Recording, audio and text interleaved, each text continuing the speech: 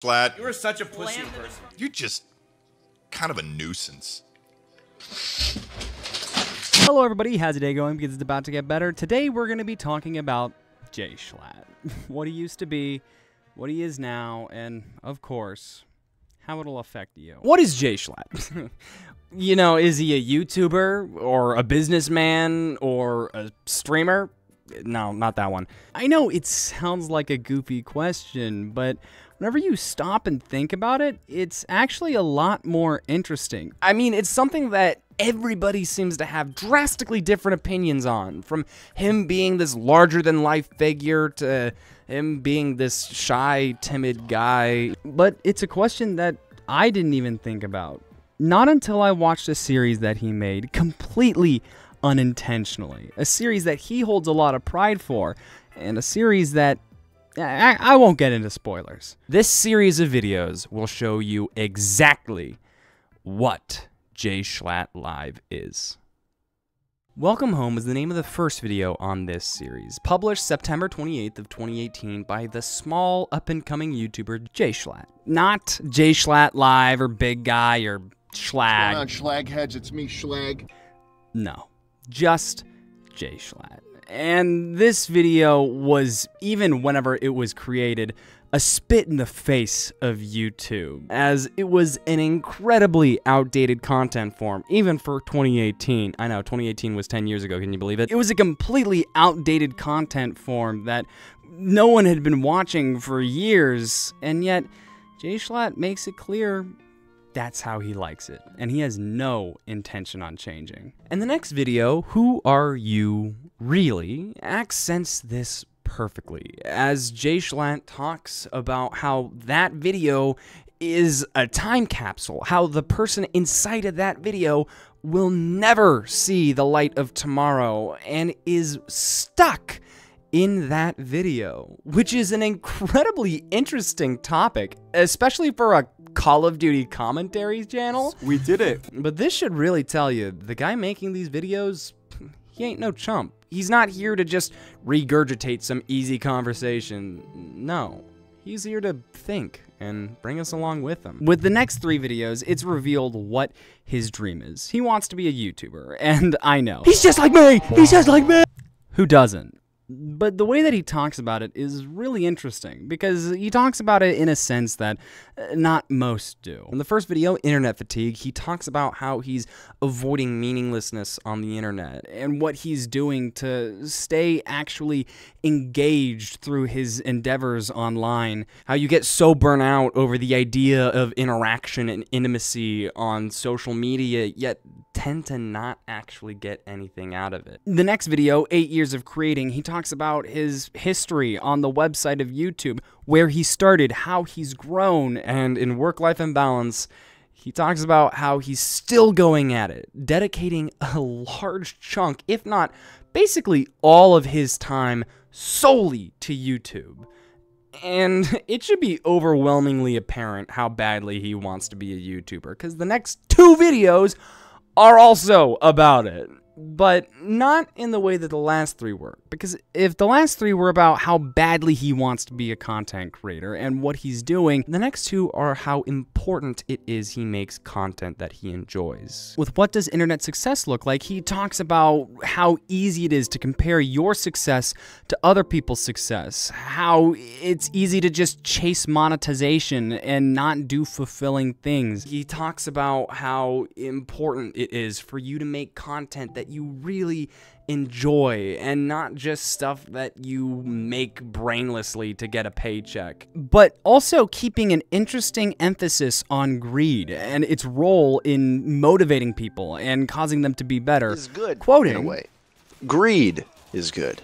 Greed clarifies, cuts through, and captures the essence of evolutionary spirit. Greed in all its forms. Greed for life, for money, for love, knowledge, has marked the upward surge of mankind, and I'm just quoting Gordon Gekko from Wall Street, but you get the point. Divulging that what he finds fulfilling is reading people's comments and seeing how he's affected people. Ending the discussion with the reiteration on monetarily successful content versus personally fulfilling content, and his preference for the latter. And the next video is one of his most impressive ever, I want to say. Because if the last one showed what he thought and what he would actively say, this one shows what he actually does in the face of failure. But I know it was worth it. Regardless of whether or not I'm getting views, I'm going to still be making videos. I don't see it in my future to start sacrificing quality for quantity, even though sometimes I feel like an idiot for not doing that because of the way YouTube works.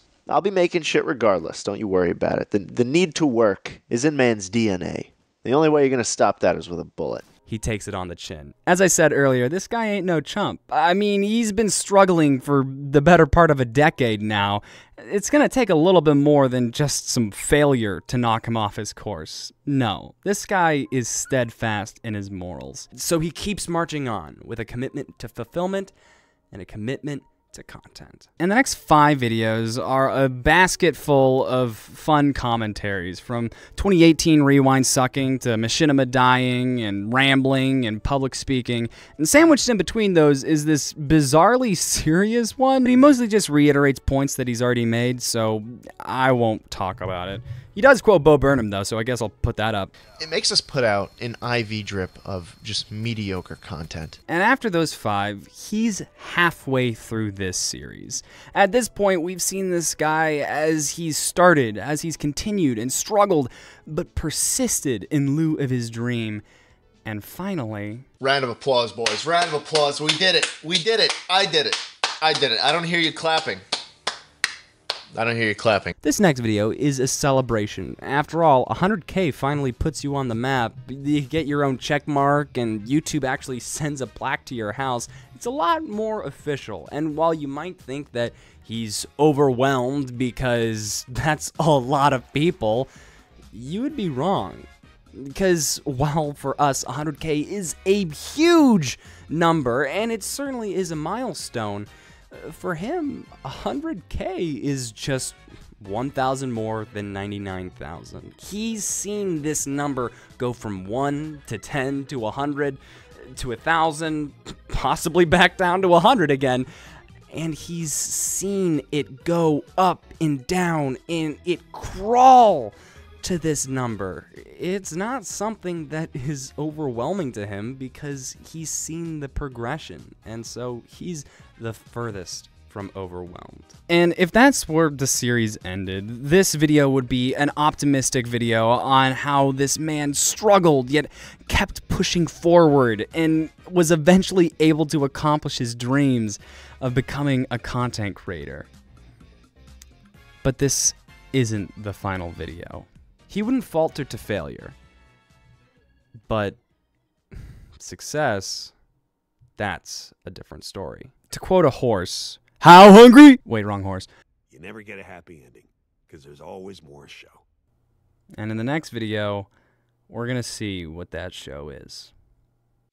You know, 2 weeks ago I hit 100,000 subscribers on YouTube, and I spoke about that in the last upload.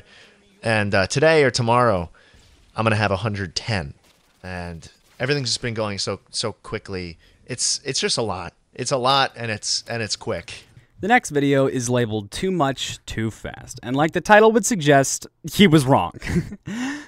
Not in a normal sense, because while he was not overwhelmed at reaching 100,000 subscribers because of the slow and gradual process that preceded it, he was not at all expecting the exponential growth that succeeded it, and so he was overwhelmed, rightfully so. He just went from 100,000 subscribers to 110,000 subscribers. That's a tenth of his entire subscriber count that was just added in a week. And this video shows the initial cracking in his mindset, as a video on this alt channel that he made was doing really well.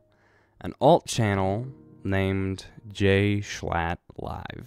And yeah, can you believe it? Jschlatt and JschlattLive are the same guy. But genuinely, If they didn't have functionally the exact same name, you would not be able to tell that it is the same guy in both channels. JschlattLive has an iconic face with the mutton chops that symbolize him throughout the platform. Jschlatt doesn't have a face at all. JschlattLive has this iconic New York accent that's like weird and dumb, but still very notable. Jschlatt just sounds like a normal guy.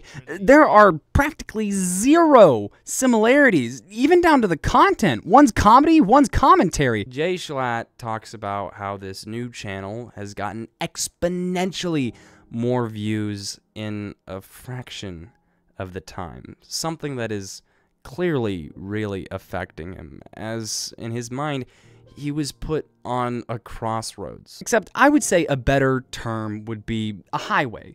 Jschlatt was on the highway to his dreams, and it seemed like the exit ramp was right there. And while he could stay on his lane and keep going and hoping someday, eventually, he'll actually be able to be a full-time content creator, this exit is right here. And while it's certainly going to be a change of pace, it looks like it's going to get him there fast. And so he was stressed out, naturally so. And before we get into the next video, I would first like to play you its intro. Hey everyone, boys, girls, furries. I just thought that was funny. I had no reason to play it. Sadly, this video will not be as funny. If the last video was the initial cracking of his mentality, this video shows the further fracturing of it, as JschlattLive has continued to do well, with videos continuing to do far better than any of the videos he made on his original JschlattLive account. And so he talks about why he's no longer prioritizing that initial JschlattLive account. He talks about how animation's place on YouTube has shifted drastically from what it once was, how it had to change and adapt or else there wouldn't be animation anymore. And so he talks about how he feels like he needs to shift and adapt. Now, of course, he's not going to stop uploading on his main channel, JschlattLive.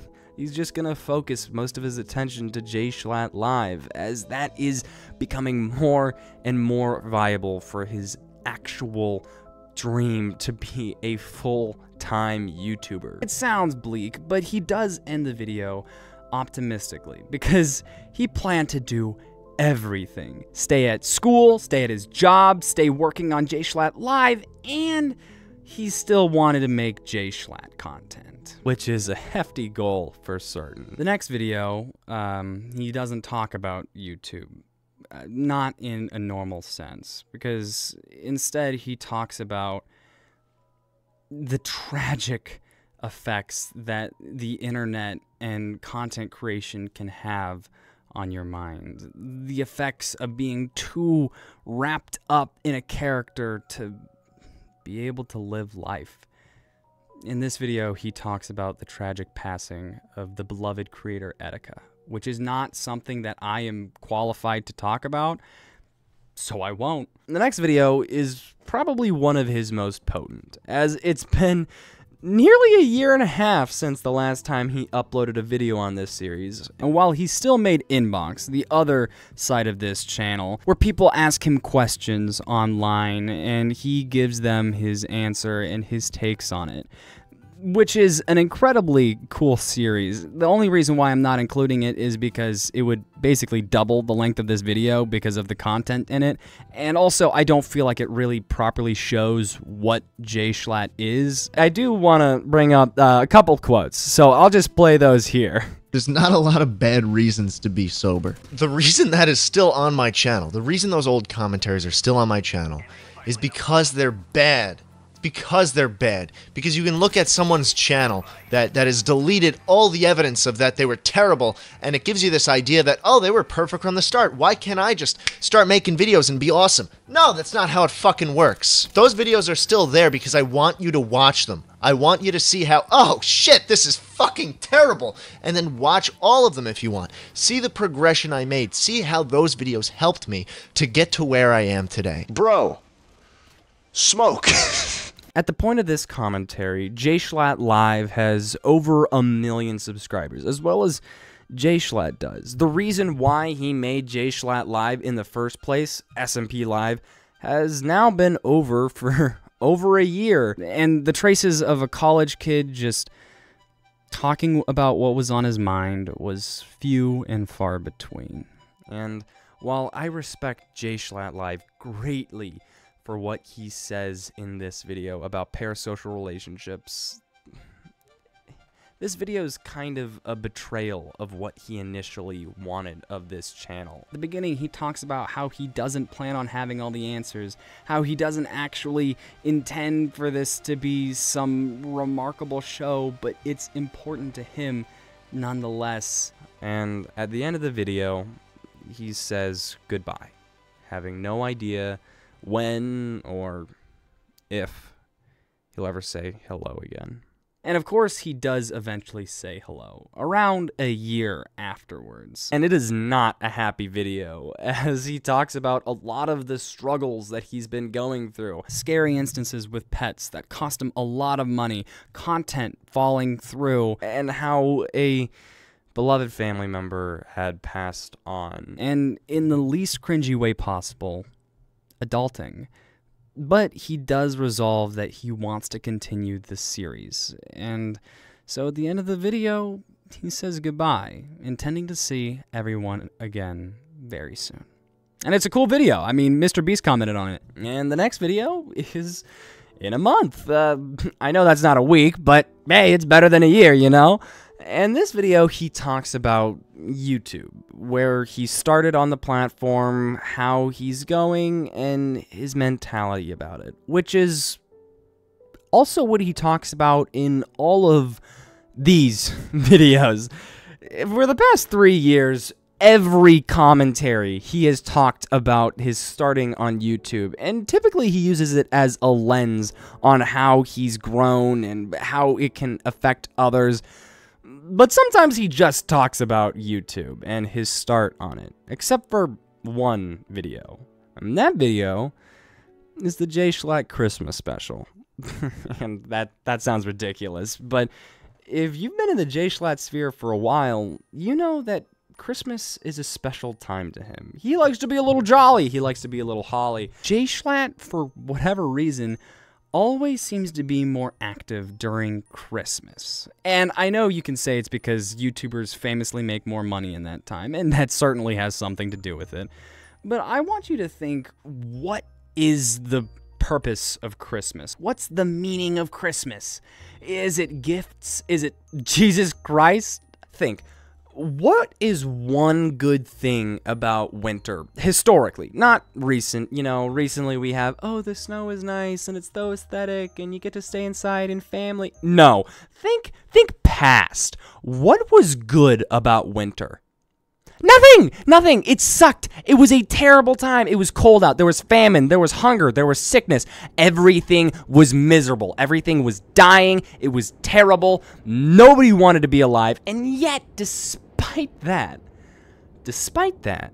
in basically every culture where winter is a fricking nightmare, people have a holiday celebrating it.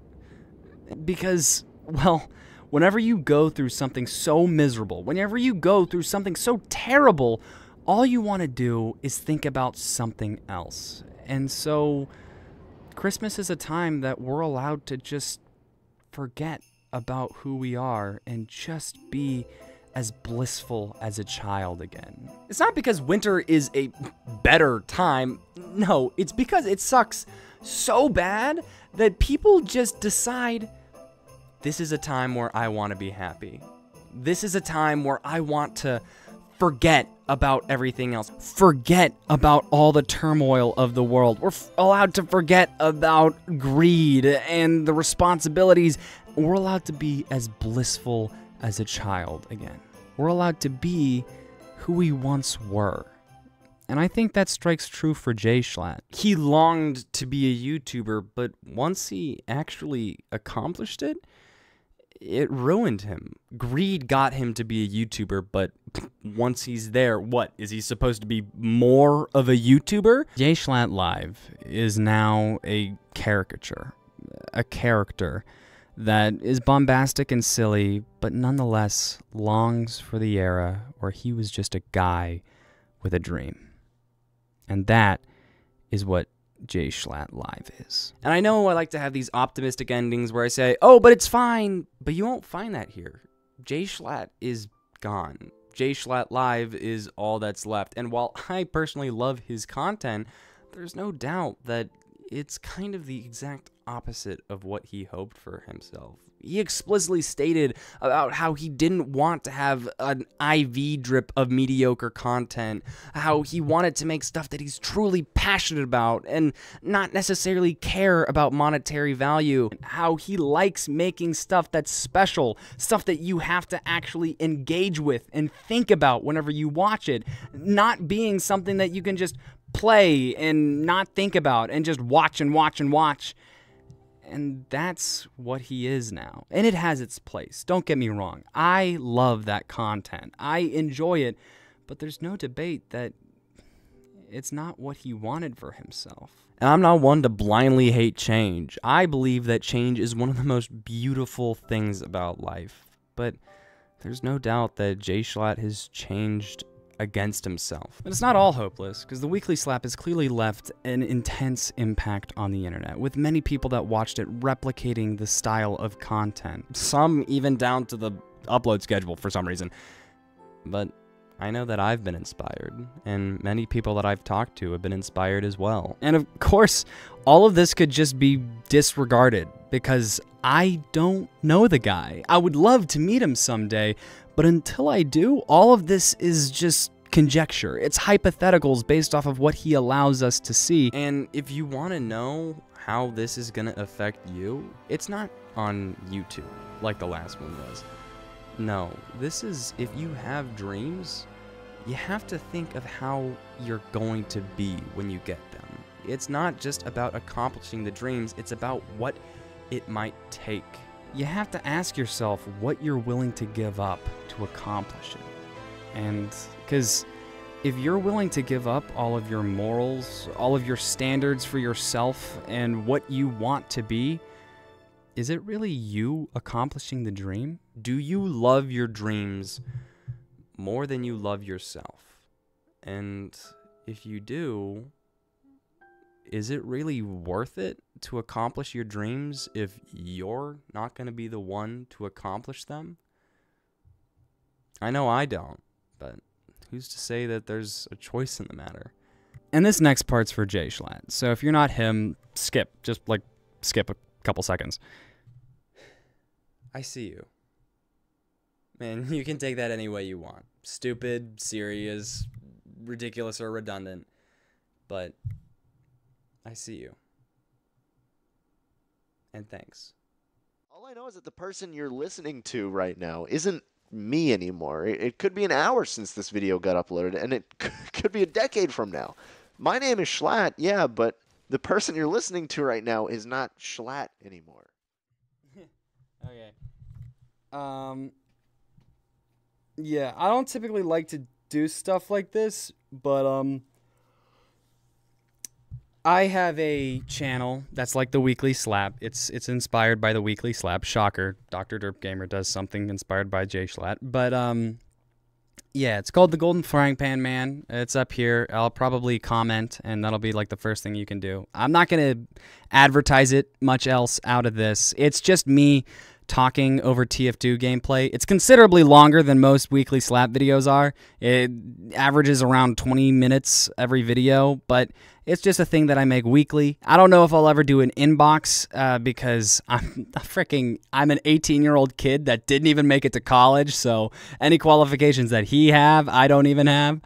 But yeah, it's a thing that I'm really happy that I'm working on. So if you guys are interested in a more candid and consistent side of me, go and check that out.